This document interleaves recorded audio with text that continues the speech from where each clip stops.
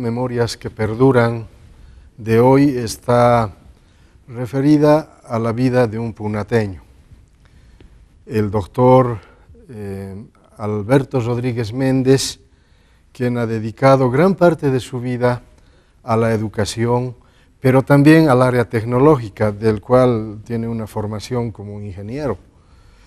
Con él vamos a hablar de su vida, de su trayectoria profesional.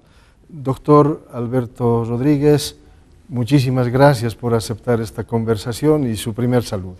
Un gusto saludarte, Constantino. En realidad estas son conversaciones sobre la marcha, porque la vida da todavía para adelante. Esperemos que sea así.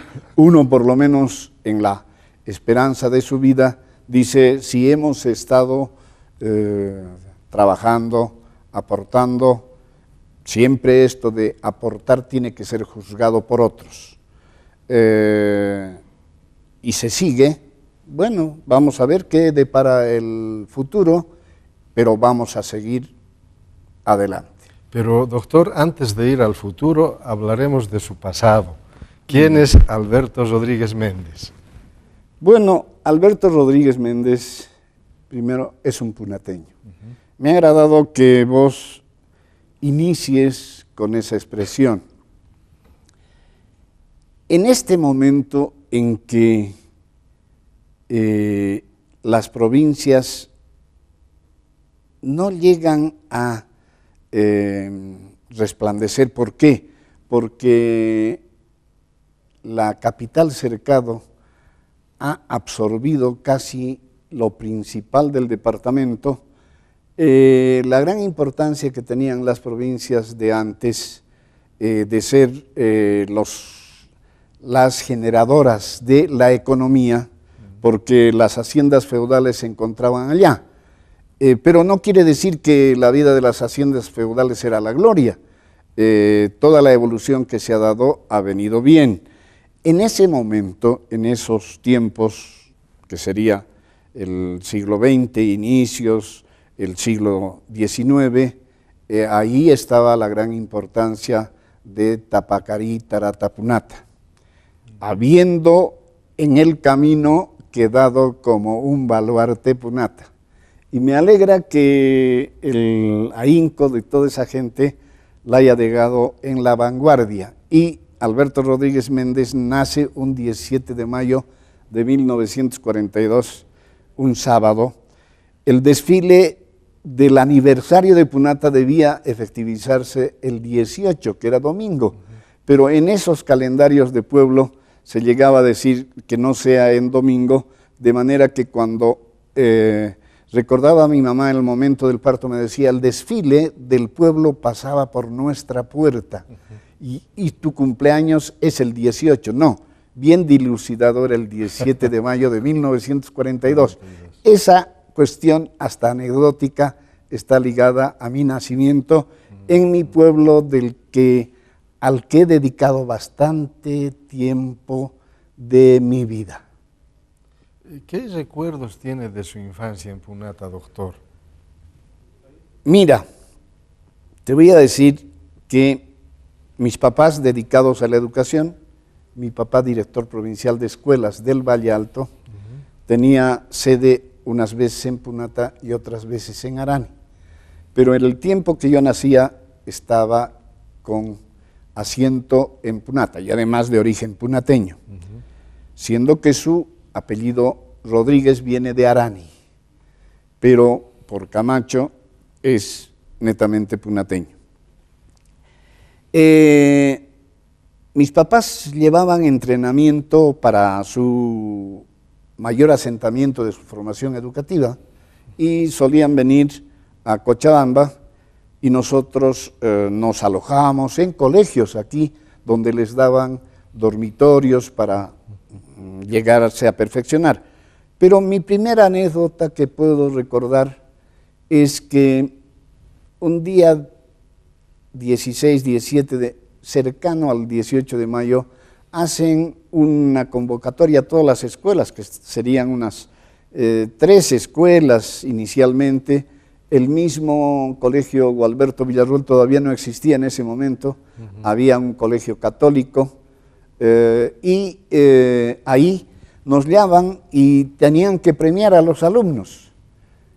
Yo no estaba avisado y había constado entre los premiados del primer curso. Y mi mamá fue a expectar ese acontecimiento y en el primero primario llaman como premiado a Alberto Rodríguez Méndez de la Escuela Bolívar y me entregan un paquete de galletas Canale, que venía hasta las galletas nos venían de la Argentina. Entonces me entregan, mi mamá que había estado viendo eso en medio de las arboledas que rodeaban a la plaza, sale llorando hacia mi casa, porque estaba con harta emoción que su hijo recibiera un premio. Para mí era asombro, habían sabido premiar a los escolares y ese hecho, por ejemplo, voy a grabar en algún capítulo de algo que está pendiente de escribir, realidades y ficciones sobre Punata. Posteriormente yo hago mi escuela en Punata, la mayor parte de mis cursos primarios, y alguna alterno con Arani, que tengo gran recuerdo con Arani, porque es un pueblo misterioso. Frente al bullir de Punata, Arani tiene su misterio, tiene un silencio, pero tiene muchísimo de historia. Su catedral le impregna y su vida de curatos en Arani, su silencio nocturno, en mi niñez su falta de luz eléctrica, siendo que Punata ya tenía, Arani no tenía. Entonces es una combinación bien interesante de misterio y lo principal que probé en Arani era la fraternidad. Por otro lado, que el apellido Rodríguez venía de las haciendas de Arachaca y Arani. De manera que culminé mi escuela primaria siendo abanderado de la Escuela Bolívar en Punata al iniciar la década del 50. ¿Y qué pasa luego de terminar Luego la escuela en Punata? Paso al Colegio Gualberto Villarroel.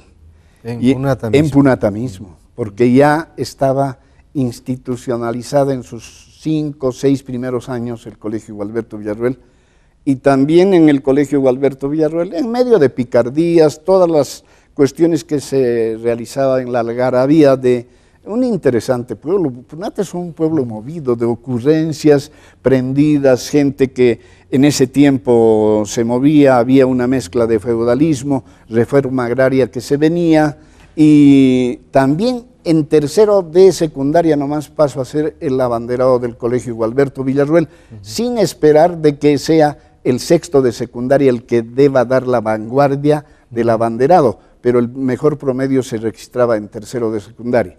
De ahí mis papás se preocupan y me hacen dar, no sé si es un salto o no es un salto, y paso al Colegio La Salle, en Cochabamba. El Colegio La Salle era un colegio muy renombrado, algunas personalidades de Punata llegaban a promover a sus hijos hasta ese colegio, que era muy restrictivo para su entrada. Entonces yo creo que mi buen promedio del Gualberto Villarroel incidió para que La Salle no haga ningún tipo de inconveniente, y también transcurridos unos años, el año 1960 de esa promoción, Alberto Rodríguez Méndez pasa a ser abanderado del Colegio La Salle. Entonces eso trastocaba completamente la vida de La Salle, porque desde kinder hasta secundario ya están distribuidos los puestos de aprovechamiento.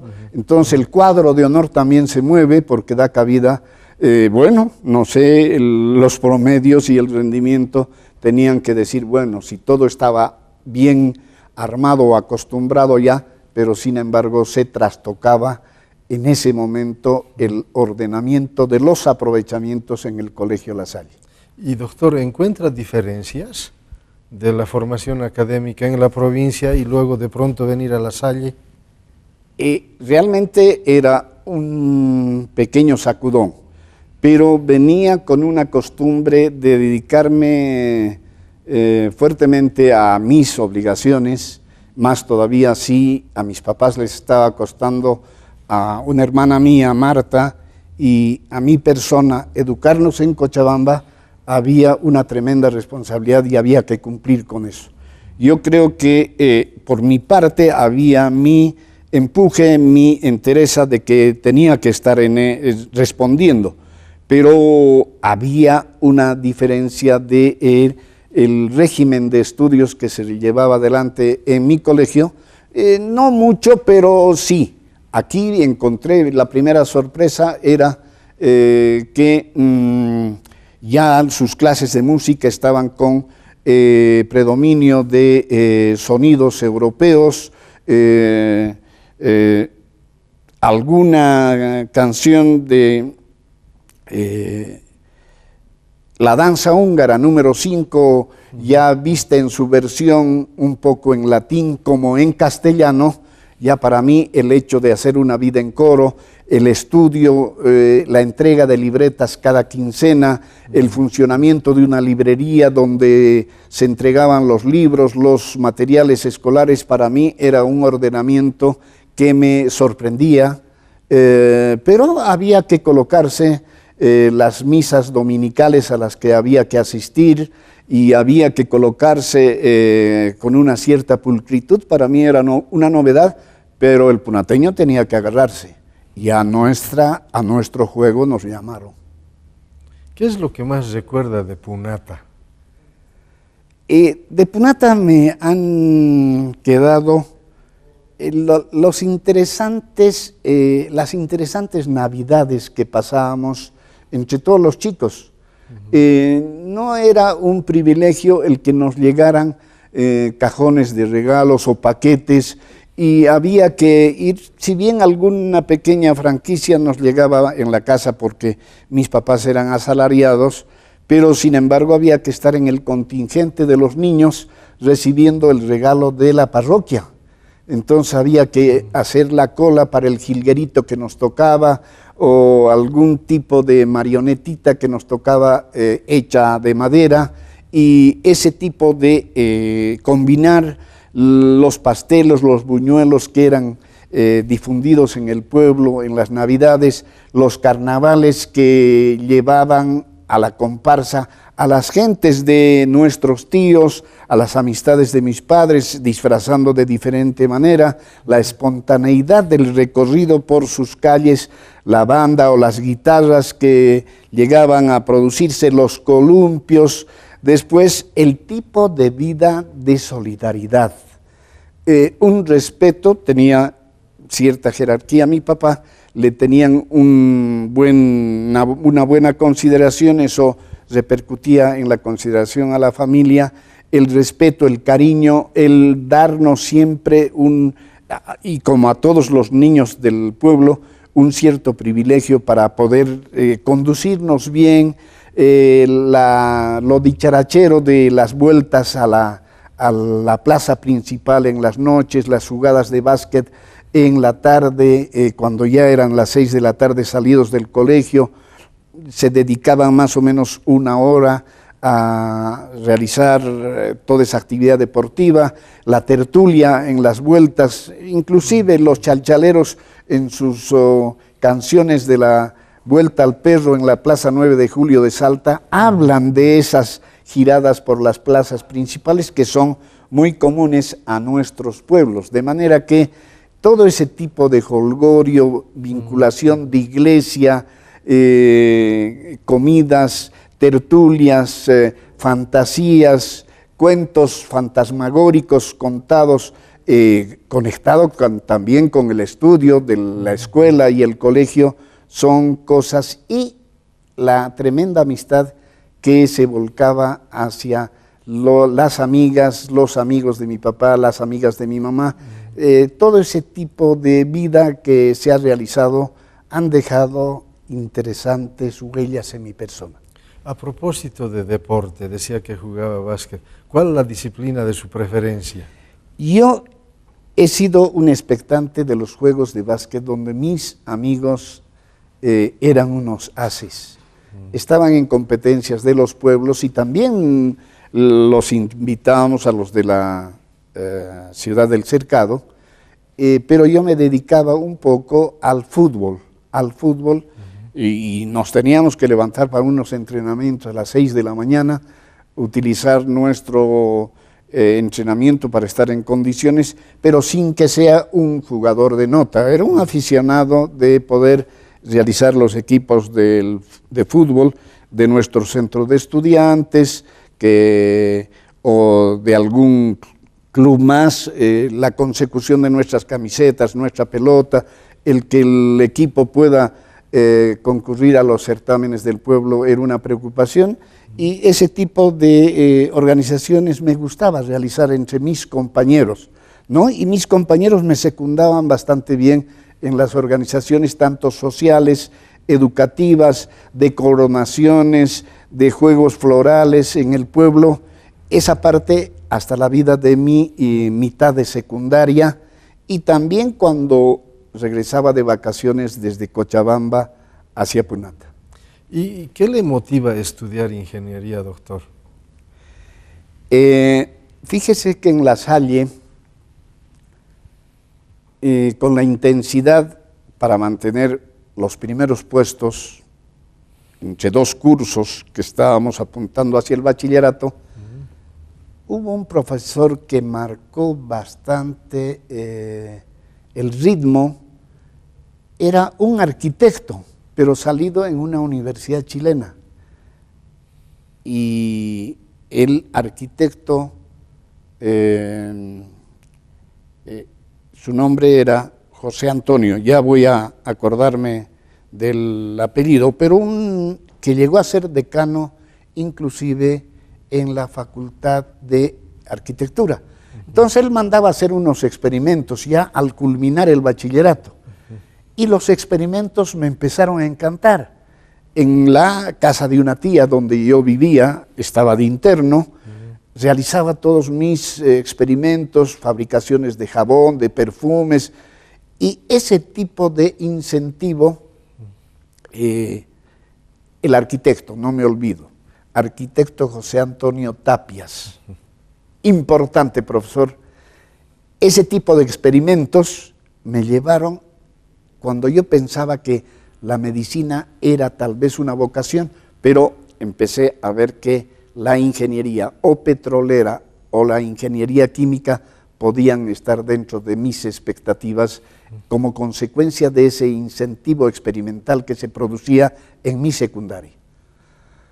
¿Y cuál es la universidad en la que estudia ingeniería Posteriormente, química? yo, después de eso, con unos compañeros más nos organizamos, porque querían tenerme alrededor mis compañeros, porque querían ir, siempre se aglutinaban en La Salle alrededor mío, y querían conseguir ese aglutinamiento también en alguna universidad que estudiáramos. Nos encaminamos a la Universidad Nacional de La Plata. Esta universidad muy importante para Latinoamérica, para la Argentina, que en conjunción con la Universidad Nacional de Buenos Aires tienen 6 premios Nobel. Tienen 3 por lo menos en ciencias duras, hasta 4, y 2 en premios Nobel de la Paz, ¿no? Entonces, los 6 premios Nobel inciden grandemente en la Universidad Nacional de La Plata. Es una universidad muy estricta, de influencia fuertemente europea, y allí los estudios eran tremendamente fuertes. Inclusive el primer alumno de La Salle tenía que sacudirse, o lo sacudieron, de manera que ya era otro ritmo de estudios a la europea, con harta tradición enciclopedista, muy científica, de investigadores muy de nota, institutos de investigación de importancia en una universidad y en una ciudad netamente universitaria. La Plata es la capital de la provincia de Buenos Aires, donde la vida es fuertemente universitaria, fácilmente con 30.000, en este momento deben estar por unos 70.000 estudiantes que llegan de otro lado. Los platenses mismos son pocos, y ahí transcurre mi vida universitaria, y no solamente dedicada a la ingeniería química, una formación social, política, y de conocer al pueblo argentino en todas sus tradiciones, porque me toca ser también bachiller argentino, porque tengo que rendir literatura, geografía, educación democrática, que es la instrucción cívica, historia argentinas. Terminada la profesión de ingeniero químico, ¿dónde es que desarrolla su primera actividad laboral? Inmediatamente de que terminé, habiendo hecho alguna ayudantía y principios de trabajo en la República Argentina, retorno inmediatamente a Bolivia. Hechos mis trámites, y la universidad se encontraba intervenida.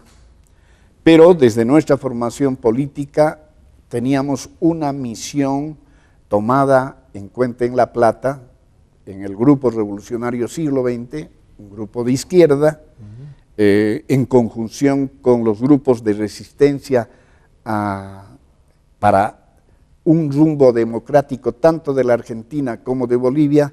Nuestra misión era incursionar en la vida universitaria o en la vida industrial de Bolivia con objeto de conectarnos con los sectores de recuperación de la constitucionalidad para nuestro país y de la democracia, y si es de la autonomía universitaria también en la universidad. De manera que llego a ser profesor del Departamento de Química en un instituto de ciencias básicas en San Simón. Allá empezamos a intervenir tanto en la organización académica como en la recuperación de la institucionalidad para la universidad. Ahí empiezan mis primeros pasos de vida académica, dirigidos hacia la docencia y a la dirección de la universidad. En todo caso, en San Simón, doctor, usted fue decano, fue vicerrector, fue rector. Vamos a ir dando unos pasos rápidos, porque también va transcurriendo el tiempo. En medio de ser jefe del Departamento de Química y más o menos al cargo de unos 40 docentes de química, llegamos a establecer las carreras de licenciatura en química y otra gente de los colegas de la licenciatura en biología. Eso sirve para anidar lo que sería la Facultad de Ciencia y Tecnología, cuyo diseño me encomiendan